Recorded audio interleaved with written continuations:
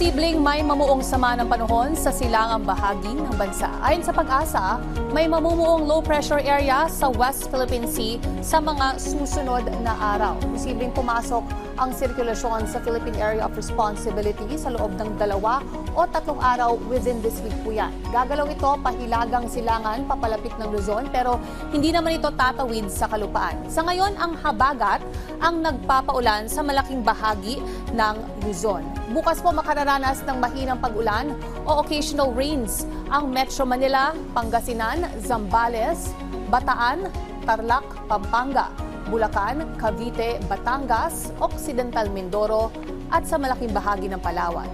Maulap na panahon at kalat-kalat na pag-ulan naman ang aasahan sa kanlurang bahagi ng Visayas. Posible naman makaranas ng localized thunderstorms sa nalalabing bahagi ng bansa at sa malaking bahagi ng Mindanao. Ngayon, silipin na natin ang heat index forecast. Dahil nagsimula ng maging maulan silang bahagi ng ating bansa. Nasa 10 lugar na lamang ang nasa danger category. Tinatayang 45 degrees Celsius sa Kasiguran Aurora habang posibleng umabot naman sa 43 degrees Celsius sa Masbate, Catarman at sa Borongan. Ayon po sa Pag-asa, posibleng i-anunsyo ang hudyat o umpisa ng tag-ulan o rainy season sa katapusan ng linggo.